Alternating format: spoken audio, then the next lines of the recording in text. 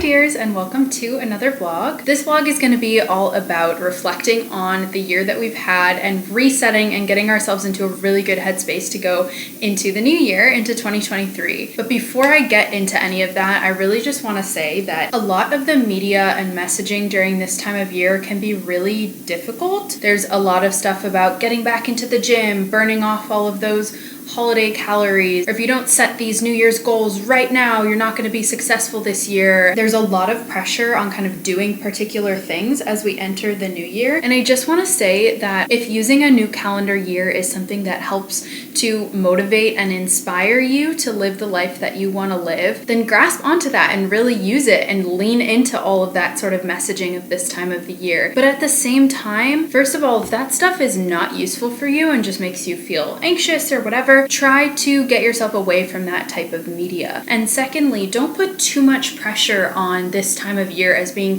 the only time that you can make change, the only time that you can set intentions. You can do that anytime and anytime that's right for you. I wanted to say that first, and also say that I am a person for whom a new year really is inspiring to me. I love setting goals and intentions and reflecting and all of this stuff anytime. So to kind of have a physical marker for that, like a new year, is really fun and exciting for me. I'm going to take you through the goals that I had set in 2022, how we did, and look into kind of how to set some goals for this coming new year. And then I'm just going to take you through a couple of other things that I like to do to kind of reset and freshen up my space, my mind, as we head into 2023. I'm manifesting tons of beauty and abundance and happiness and joy and ease for you in 2023. Let's do everything that we can to set ourselves up for success.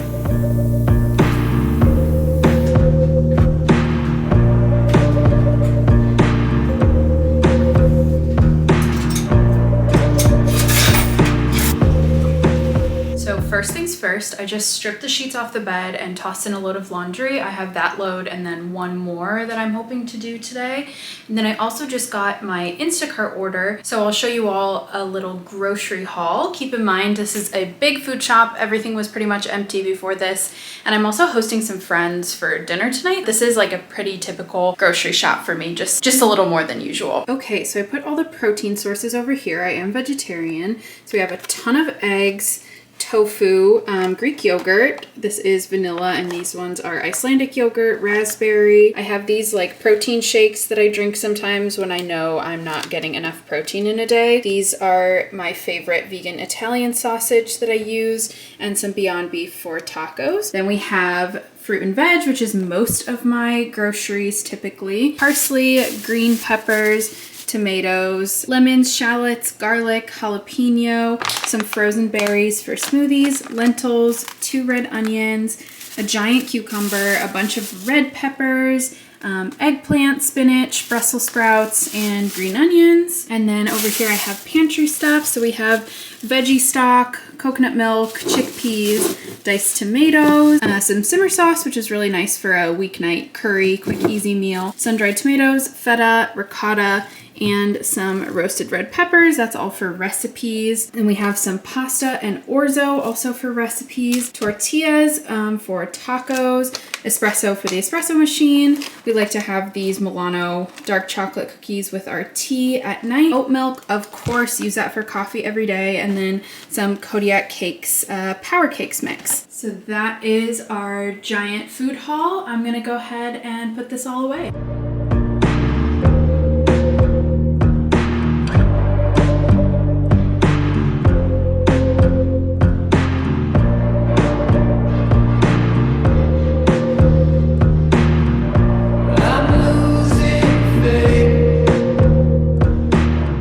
Groceries are all put away. It's always nice to start off with some fresh groceries. Another thing that I would do would be to clean out and just like wipe down all the shelves and stuff in the fridge, but I actually just did that like a week or two ago, so I don't need to do that right now. But in terms of resetting, that's definitely something I would do if I hadn't done it recently. Okay, so now I'm gonna go switch over my laundry to the dryer and put in the second load in the washer.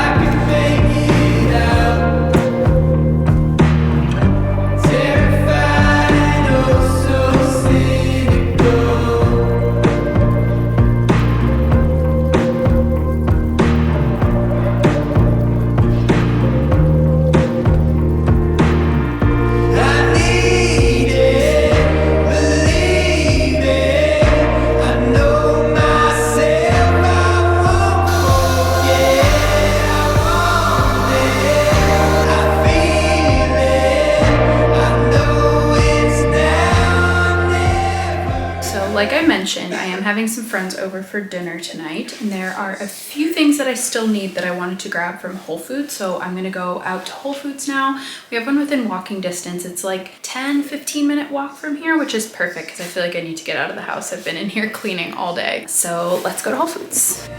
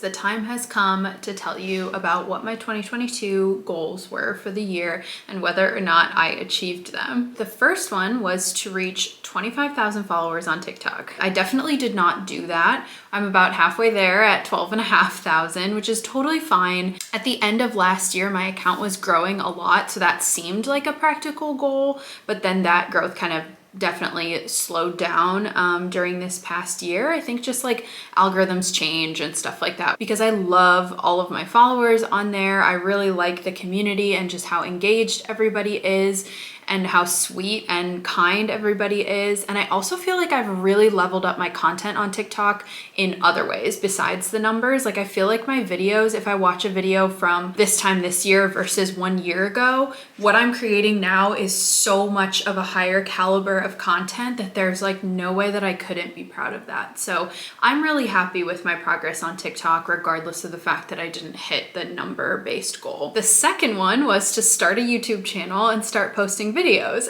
And here we are. I have been vlogging and posting on YouTube for about a year now. Last year for Christmas, my sweet, sweet husband got me a vlogging camera and all of the accessories to go with it because he knew that this is something that I had been wanting to do for a while, but didn't feel like I had the resources yet to do it.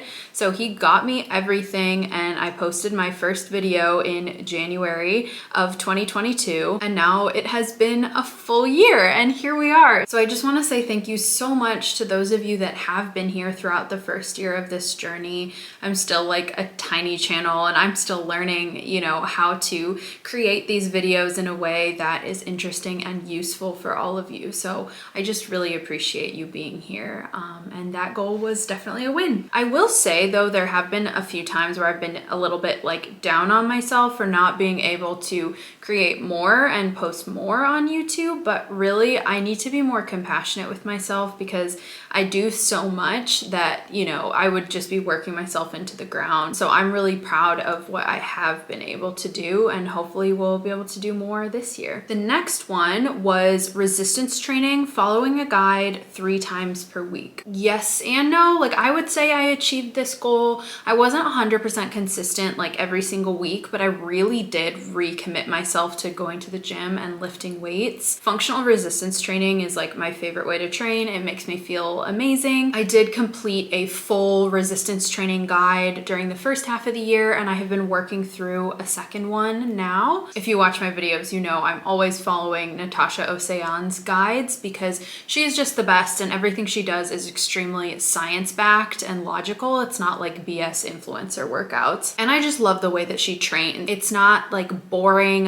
bodybuilding stuff. It's athletic, it's functional, it's working your body in a bunch of different ways. It's super challenging and super fun. So yeah, I would say although I wasn't like 100% consistent with going 3 times a week, every single week or whatever, I would say I really attacked that goal head on, and I'm really proud of myself for that. The next one was to get a book deal with a major publisher for my full-length poetry collection. I did not do that. I've been sending it out for about 3 years now, and I've been a finalist in a bunch of contests. I've got some really good feedback from editors, but nobody has picked up the book yet. No book deal yet. So that is one that's definitely just going right back on that list for 2023 because I am not giving up. And hopefully one day I'll be sitting on here telling you that I have a book deal and my poetry book will be coming out. The next one was to scale my freelance business, and I absolutely did that. In fact, I would say that that probably ended up being my top priority this year and something that I spent a lot of time on. I got into the Fiverr Pro program early on in the year, which started funneling me better, higher paying clients. And then I also started expanding where I'm getting my clients from so that I'm not just relying on Fiverr, but also getting people,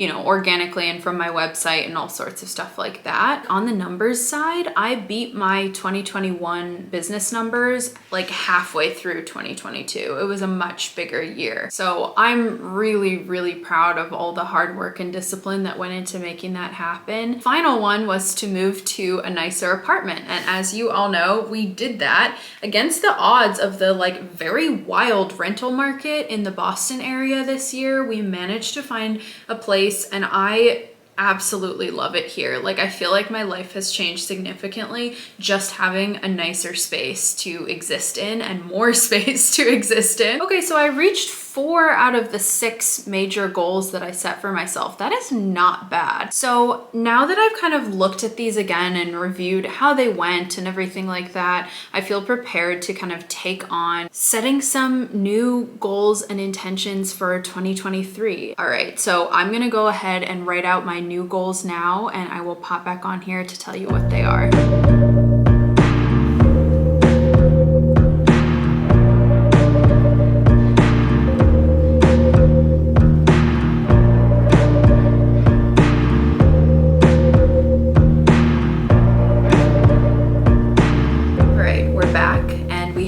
Some intentions and goals for 2023.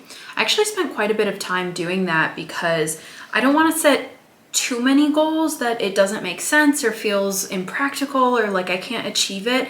But at the same time, I really wanted to think deeply about what the goals might be that I'm not thinking of. I tend to naturally focus really heavily on work and numbers and achievement. So I wanted to make sure I was thinking about some other things that weren't necessarily directly work related, if that makes sense. What's really important to mention is that goals and resolutions and intentions mean absolutely nothing if you don't have a plan to actualize them. So one of the important things that I'm doing as I'm going through and writing down these resolutions is I'm not just writing down what I want to accomplish, I'm writing down the habits and steps, the smaller steps underneath it that are necessary to actually achieve the goal. I just actually was listening to a fabulous podcast episode number 208, and it's called Special: 5 Scientific Rules for Making and Breaking Habits. Even though I already know all of these concepts, I really enjoyed listening to that. Anyways,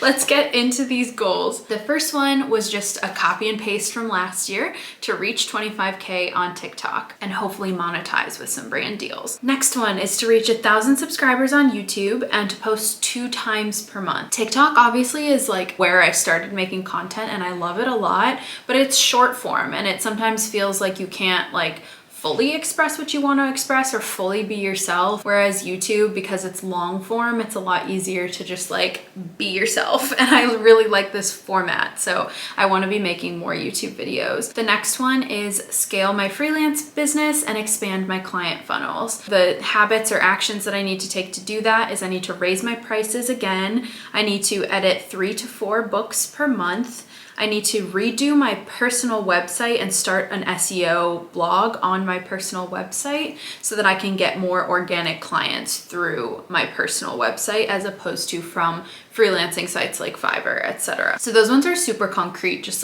steps that I need to take to start making that happen. The next one is to establish passive income. I want to start a like to know it, which is where you can shop people's outfits with commission. And then I want to do an Amazon storefront. I want to finish writing my first informational ebook. It's almost done. It's one about how to submit and get published as a poet. I just have a few sections left to write in it, and then I need to get it formatted and then obviously do some research about selling a digital product and like how to do that on my website. And then once that is all set up, I want to start writing a second informational ebook about freelancing, how to start freelancing or how to specifically become a book editor, because so many people ask me about it all the time. Next is to stay consistent with movement and exercise. And the daily habits for that are I want to do resistance training in the gym 2 times a week, yoga 2 times a week, 1 cycling workout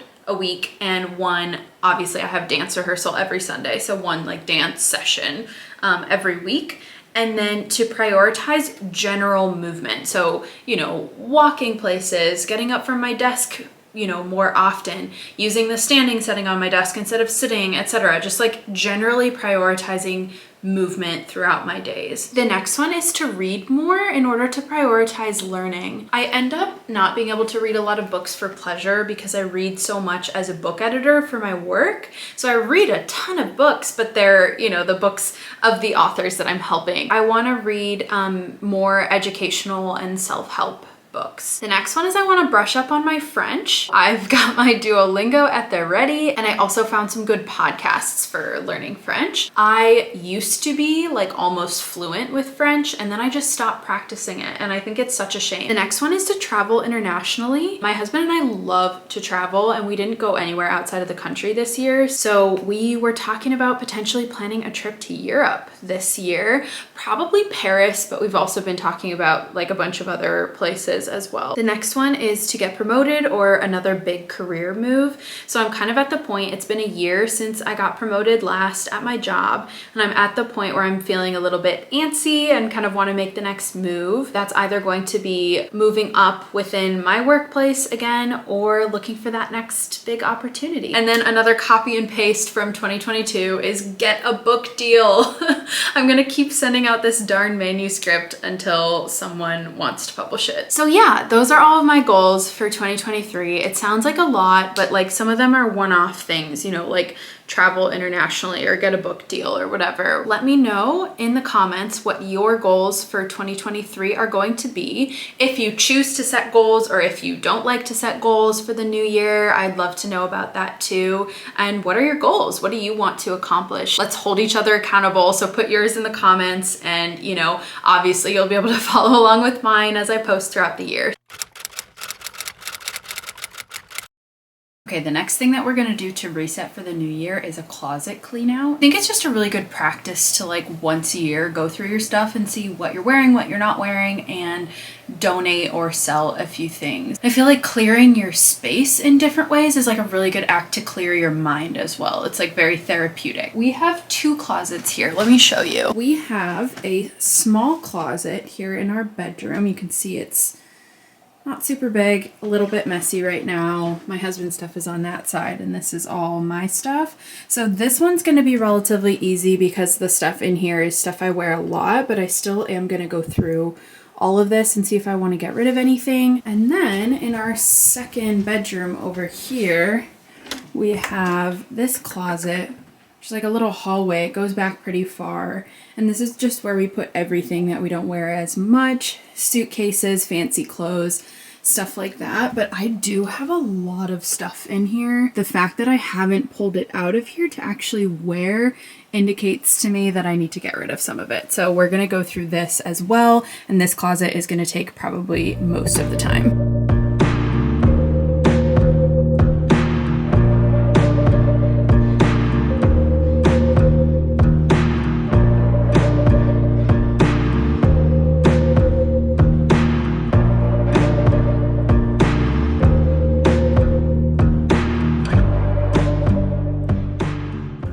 So this closet is all set. It looks a lot more organized now too. This stuff all needs to go into the other closet because it's summer That's also, this pile is, these are all like summer pants and shorts and a couple of shirts that are summer stuff. So there is no need for me to have them in this closet. This little pile right here is stuff that I'm going to get rid of. So I actually did pretty well. I didn't think I was going to take anything out of this closet to get rid of, but I did find a few things that I just, even though I like them, they're things that I just haven't worn in a year or more. So I know that it's time to let them go. Okay, so we finished the easy closet. Now we have to go do the one that's like 10 times harder. And honestly, I have been avoiding doing this. So I appreciate you all being here to hold me accountable and actually get this done. And here is the finished product. It looks 10 times more organized than when we started in here. Stuff is a lot more accessible. So we have like formal wear here, and then just like summer clothes and stuff we wear less often here, and some jackets a bit further in the back. And then this giant pile is everything that I want to get rid of. It's like mostly sweaters and then some jackets and dresses and stuff like that. And then I also found this gem. This is vintage, and I found it a couple of years ago and didn't realize it was sitting here in this closet. It is so cute. So I'm going to bring that into my more often worn closet so that I remember it exists and I can style that with an outfit. But yeah, we did really good. I'm going to get rid of all that stuff. So now I'm just going to go through this and decide what I can try to sell versus what just needs to be donated, put those in separate bags, and project will be all done. So these 2 bags are stuff that I'm going to be selling, and that trash bag is stuff to bring to Goodwill. Without a single sound, I don't ever think you're slowing down. Alright, my dears, I think I'm going to go ahead and end off the vlog here so that I can get it all edited and posted for you before New Year's for a little bit of inspiration. If you made it this far, please give this video a like and subscribe to my channel if you're not already. I'm still a teeny tiny channel, as I always say, so that stuff really helps me a lot. I appreciate you all so much. Thank you for being here for this first year's journey here on YouTube. I love you all, and I will see you in the next one.